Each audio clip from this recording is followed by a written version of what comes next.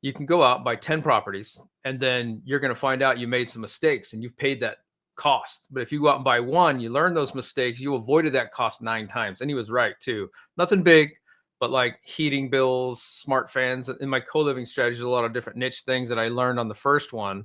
Granted, it was 4 months later, and I bought my second, and then 5 months, my third. Now I'm on my fourth, but within a year. But still, I learned enough to know what I needed to do and just go for it. Because I'm kind of like, all right, well, I know enough. Let's figure it out as we go. One of the things I enjoy doing on Sundays is bringing you new faces with new stories. We're going to have a young man on this channel who's been on a few times, actually won an award at the last Las Vegas event for being a valued member of the One Rental at a Time community. Last week, we heard from Mikey that we should do some portfolio reviews. So guess what? We're going to do some portfolio reviews. Jared, how you doing, buddy? Hey, pretty good. I heard you say that, and I was like, man, free opportunity to learn from someone who's been in the business for a couple decades. For people that don't know, I'm brand new. I've been in it about a year and some change, so I'm learning every day. That's awesome. Well, why don't you just give a quick introduction, remind folks what you're doing, what your model is. Then we'll get into your questions about the portfolio, and we'll see if we can help you and help some others. All right. Well, first of all, I'm Jared, REI Jared on the socials, Instagram and YouTube.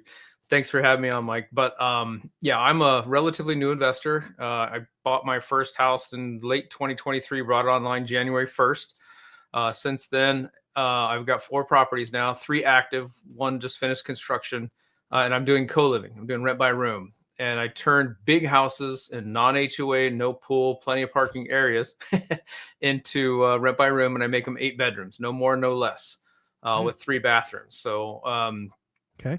I've got 3 active now, earning around $2K net per house, something like that.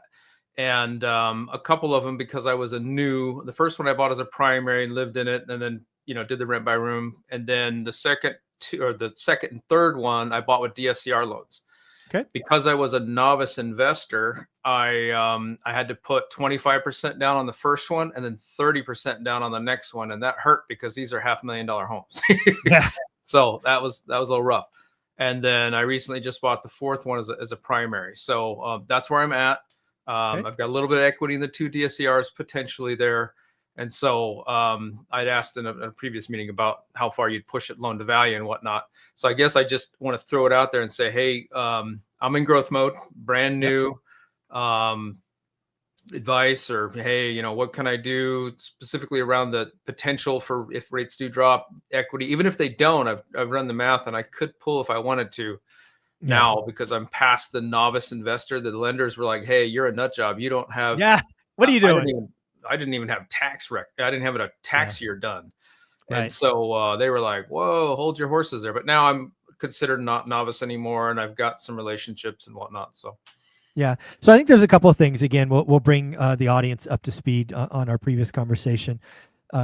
Some people come into this like Dave Ramsey, thou shalt pay cash and nothing less for investment properties.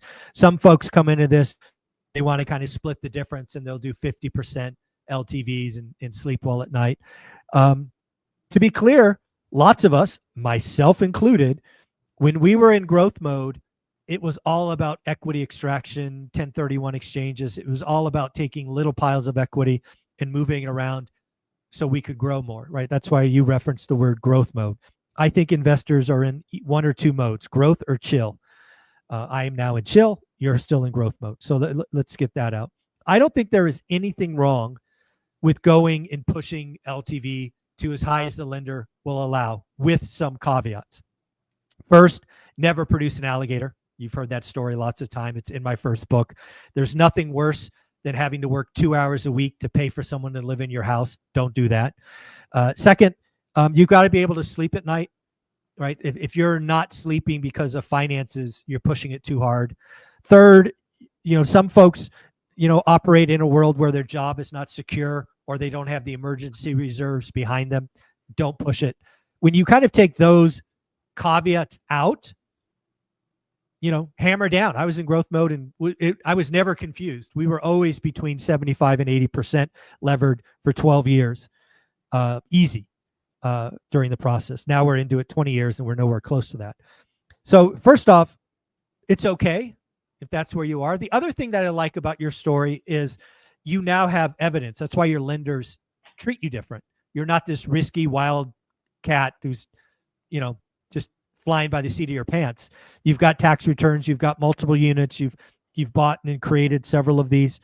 So you have a reason to be confident that you could use acceleration to grow. So I see no problem with equity extraction when the time is right and the numbers make sense. Fully bless that for you. The second thing that you might want to think about, again, I'm going to be very clear when I say this. This is something Olivia and I would not do. But plenty of investors do. You happen to have a model that's working with evidence. So you might be able to do some equity raises, right? You might be able to go out and create some joint ventures so that you could go faster. You're going to have to figure out a model that makes sense. Here's another idea. It's really going to boil down to, do you want these partners to be debt, which I am 100% comfortable with, or do you want them to be equity? Lots of people do it. Olivia and I never did. Because in theory, you could make them a debt partner today. Like, go to property 2 and go, here's the monopoly card for this property, right? This is how it's performing. I will, I'll put you in a second position, 50K or whatever. You don't have to go to a bank. You could get debt from private lenders. It'll be expensive, but it'll be 8, 9, 10%, I would suspect. But that could probably work today. But what might be even more valuable is to get equity partners, right? You could go, we'll be equity partners. I don't know what it would be, 70, 30, 50, 50. That's for you to figure out. But if you could start raising equity and you'd have to do everything right, create the LLCs, all of those things. You could really add gasoline to this. That's the thing that I would be thinking about is, do I want to do this, or am I totally comfortable? And again, I'll say it just so it's clear. Olivia and I would never do it, but lots of people do. I mean, Pace Morby, right? You've been on his channel, Pace. He's all about raising equity partners. So that's something you're going to have to sit around and ask yourself, I think. Yeah, I've tried that a few times, and for whatever reason, to the last minute, they brought on third parties, like the whoever the wholesaler was. Oh, they want to be part of the deal. It's like, that kills the deal. So, which is fine, because at that time I was trying to test out partnerships anyway, and they tested it out for me before we got there. Yeah. With the equity piece, I'm kind of anal, and I want to run things my way. And in the past, I've done that, and people are like, well, "What about this?" I was like, "Yeah." Once you do that, So that's exactly why I would never do an equity partner. But again, I wanted to be clear. Many people do. Yeah. But again, so back to the first one, debt. You know this because you've read my book. We raised millions of dollars twice as debt, and you could start running the same game, right? Let's just say you wanted to raise $100,000. You could work with your network, go out there, second position loan, very secure position, $100,000. It's, I don't know, whatever the payment is, $750 or whatever it is. You put that on property number 1, that buys property number 5. Then you put it on property number 2, that buys property number 6.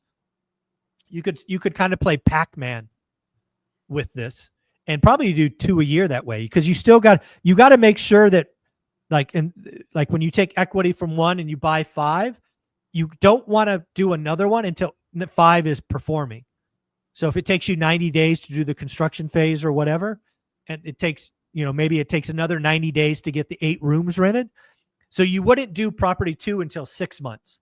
You don't want to do 5 equity raises on the same time, because then you've got too much debt and not enough income producing. So you could play Pac-Man. That's probably what Olivia and I would do, is we would go to property 1, which we have the most equity in because you bought it the longest ago. We'd go find a debt partner, second position, $100K. And then I would use that to buy property 5. I would work that for 6 months. It goes online. Then I would go to property 2 for 6 months, and then property 3. And then you would just daisy chain those together. And before you know it, you've got 10. Yeah. Yeah, I'm trying to get to 10 actually, so that's the goal. 9 would do it, but 10's just that much better. Yeah. Yeah, the extraction equity, there's like it's so funny. There's like 3 or 4 different ways to go with that if I can even get it, right? That's the thing. And especially with the rates. Hey, I had a question. So you know my strategy, right? Rent by room. They do cash flow, right? But I bought 2 of them partially because the lender said I had to have it this way. It was based on LTR, long-term rentals. That hasn't changed much. Matter of fact, if the rents have kind of softened, if I go extract equity, because part of my and this might lead back to what you said earlier. Like I feel a little bit more comfortable now, but in the beginning I had no idea. And so if I extract that equity, I'm guessing that I've done the math. I don't think let's see, my LTR, I don't think would fly. And so I would be stuck. In the past, people said, hey, we have multiple exits. Mm-hmm. If for some reason, let's say the laws changed and rent by room got canned, which I don't think is going to happen, the LTR wouldn't cover the debt. And so that's Yeah. Oh, it's absolutely. I mean, just ask the people that got into Airbnb at the peak of the market, right? Yeah. I mean, that's certainly a risk. Yeah, I mean that's always going to be a risk with the new model, relatively new model like this. So it's a valid concern. That's why I think going private money versus bank money is the way to go for the second, because then you're going to educate them on what's actually happened. You're going to show them the numbers, and an individual who's going to, maybe you're going to give them 8%, 9%, whatever you're going to give them in a secured position. Then you're going to have to do the worst case scenario. You're going to okay, let's say the laws change. You're going to have to show them how they're protected, because worst case scenario is you have to go in, you have to strip out the walls, put it back together, and then probably sell it, right? That's the worst case scenario. And, as long as that math works where they're still made whole and maybe you lose some equity, if that's the worst case scenario, that's a pretty secure position. Yeah. I've also been kicking around the idea. The reason I can do some of this stuff is I've got a couple $100,000 rolling over in T-bills. Sure. And the only reason I haven't spent it is actually time. We just picked up this other house and we dropped about $90,000 or whatever with the time, because I do have a full-time W-2, and it's a lot harder to do this. When I got the first 3, I wasn't working. So this is way harder. But if I took that, I've got one property. It's appraised around let's say call 500, and I only owe 300. I could extract that 150 out of those other 2, and then take 150 of and pay it off. I know that I don't normally want to do this, but then pull a first lien HELOC or leverage that, because a lot of people, you mentioned the second lien position. A lot of people don't want to do that, especially nowadays. And even if you do, the rates are pretty high. So at least with my network and people like that. So I thought about there's a couple banks now that do a first lien HELOC, and I'm doing Velocity Banking, which I think but they do an all-in-one first lien HELOC. I would never do a first lien HELOC on a property that had a lot of debt, but if it was paid off or low, like a 10-20% loan to value, then I could, because for fear of the rates going up, that's a variable rate, then I could pay it off. But I thought about this for the banks, but you just brought up something that if I had something paid off, I could potentially, somebody could use that for leverage for a lien position, private money, and go out and buy, maybe, depending on how much they'd want to lend me on the damn thing, 2-3 houses. Absolutely. I don't know. That's the key. Is I think you have to go out, and I think you have to talk to your network and see what people are comfortable with. I am certainly to the point where I have some borrowers, or no, I guess they're lenders, some lenders in second position. But again, I've got 20 years of track record, lots of that. So I don't think I would write that off entirely. But I think going out and going, hey, which one do you like? Do you want to be in second position, which is a little bit more risky, but I'll pay you more? Or do you want to be in first position, more secure? But the other thing you're going to have to remember is you're going to have to find a private lender that's willing to give you $300,000 or, $400,000. That's a big number, because you can't do multiple. But it's certainly possible. I think your job is to figure out who might be interested in co-living but doesn't have the time to make it work. Yeah. So I don't think I'd write off private money just yet. I think I'd start talk. I would start. You know what I would do? You have a YouTube channel. I would start talking about it. I'd start modeling it and see if you got any bites. I just did that the last video I did, matter of fact, because I've got. If I was to go, I could probably buy 2, maybe 3 more houses on my own, and that would get me to, see, I'm at 5 houses, 4, I'd be at 7, and I'd be short by 2. I need 2 more. And that's for Dion, the insurance and things like that. So yeah, I just started doing that actually. And I started off as a private money lender. So There you go. I have that old network, right? And I've been re-engaging with those folks, but the temperature has changed since I Sure. started that. Of People aren't course. as willing to do second lien positions like I was doing that. And even I Yeah. switched to first lien positions too, which is it's tough, it's Yeah. Yeah. Yeah. tough right now. No, and again, it won't. The other thing is, it won't always be this way. I guarantee you, Yeah. second lien position will be a lot better in a couple of years, as people, as we normalize what's going on. But yeah, this is a whole process. The other thing I'll just highlight is raising private money is not a one and done thing. So congratulations on doing your first. You're going to probably have to talk about it for 90 days, right? Back in the day, the first $1 million we raised private money, I was writing blogs, right? Wealth Building Pro. I think I don't own it anymore, but I think there's some copies of it out there.